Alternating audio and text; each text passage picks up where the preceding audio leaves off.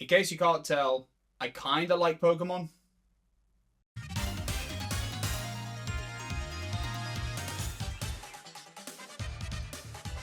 Before we start, I just want to let you guys know this is a new type of video format that I'm making, and it'd be really helpful if you guys would let me know in the comments if you guys enjoy this type of video format, and hey, maybe even subscribe. Hey, you can subscribe, that'd be great. If you subscribe, that'd be awesome. Maybe even like and subscribe, that'd be awesome too. Alright, back to the video now. Come to think about it, Pokemon has really been one of the three main franchises from my childhood that have kind of stuck with me into the adult world. It's really weird seeing Pokemon going from something that I used to really love to something to be kind of a former shell of itself.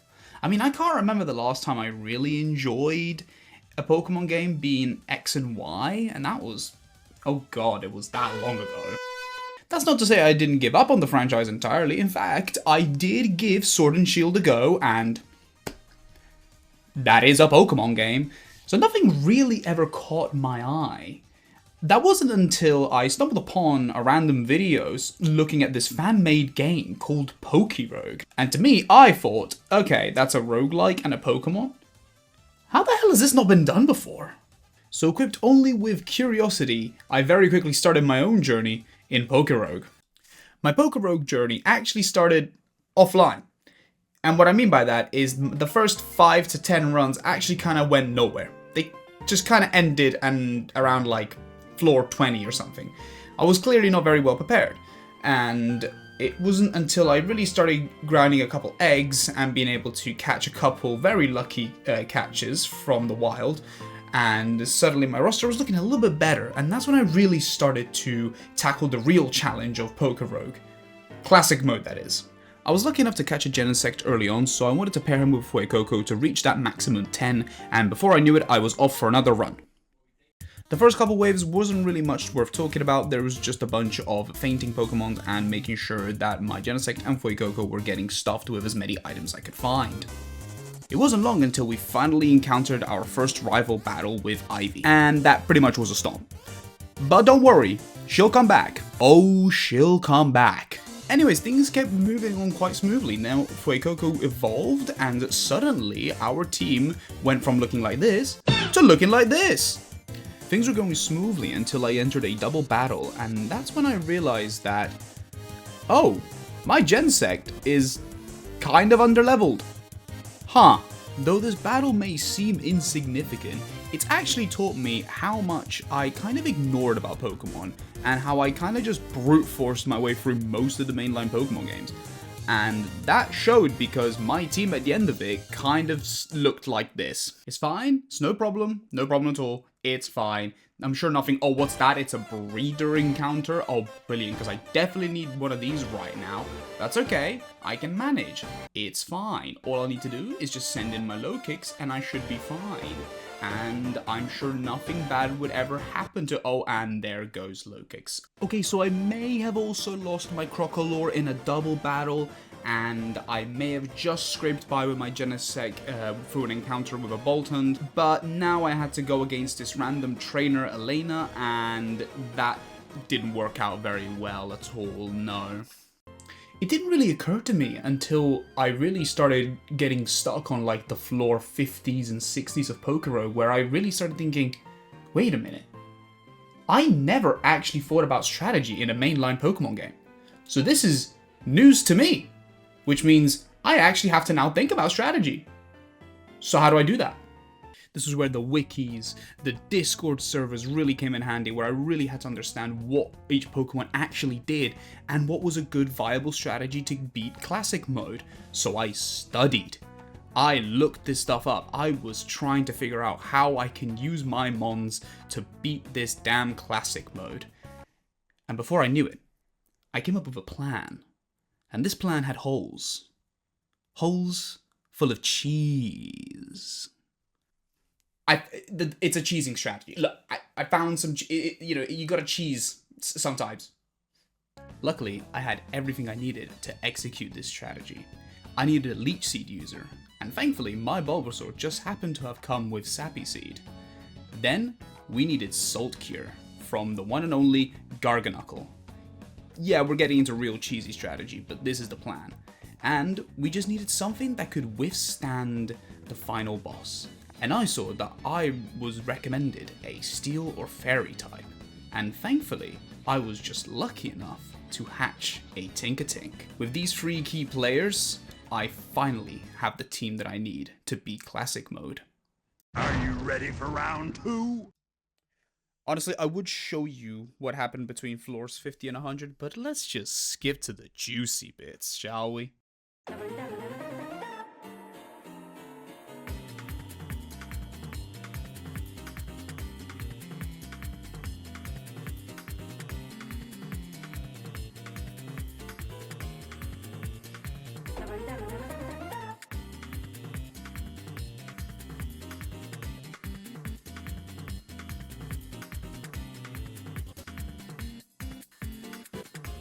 Let's fucking do this. Let's fucking do this. They're gonna want to switch out anyway. But Sappy Seed is gonna help us out here. Fuck me. Oh yeah, this was actually the first time I actually managed to get this far into the run, so enjoy. The plan for this battle is simple. All we gotta do is abuse the beautiful boy that is Garganacl. Not only because of his Salt Cure abilities, but also because of the fact that we were able to pick up Stealth Rock. Now, Stealth Rock is going to be really useful here because in these trainer battles, all we need to do is make sure that they switch out as many times as possible and chip away at their health. That is the beauty of Stealth Rock, and that is an extra layer of cheese onto this cheesy, fondue-y mess. This battle goes on for a while, though. Thankfully, a lot of my Pokemons have actually gotten a lot of good moves, and are able to survive Ivy's attacks for the most part. Even with Garganacl's cheesiness, we haven't even talked about Venusaur, which uses Sappy Seed. And Sappy Seed is a move that not only does damage when you use it, but it seeds the person. The Pokemon. The best part about this is that it still acts as a Leech Seed, which means that at the end of each turn, you're gonna regenerate health, and they're gonna take more damage. Did I also mention that this stacks with Salt Cure? And you pair that up as well with Stealth Rock, and oh boy, this is quite a combo.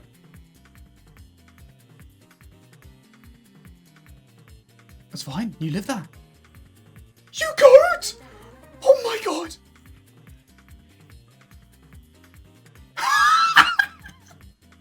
You goat!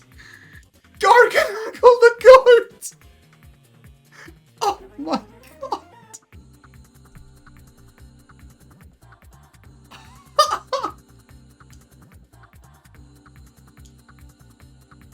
I've done it! That was all well and done, but now it was time to deal with the real final boss of this game. Eternatus is no joke, mainly because of his one move called Eternabeam, which just one-shots most Pokemon. Although he does recharge afterwards, it is still a menace to look out for. And that is when the good old goat that is Tinkaton comes into play.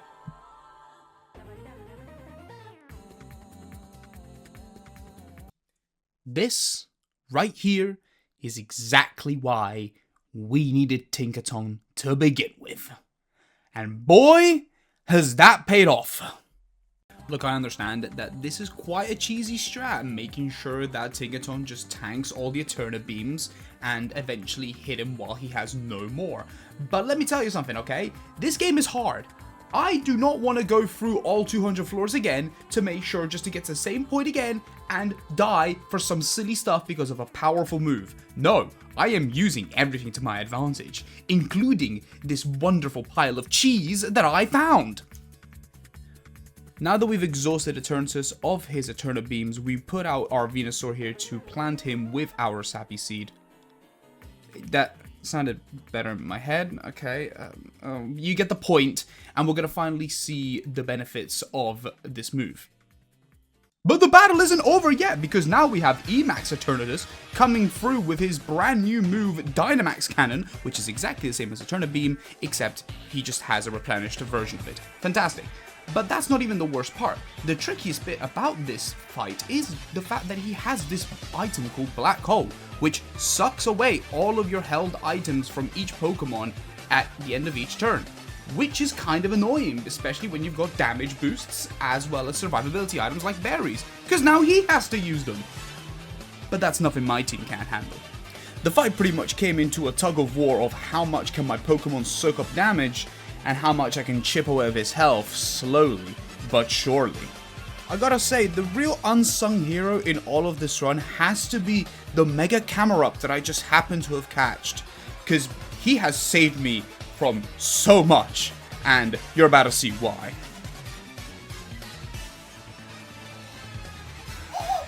Are you kidding me? Oh my god!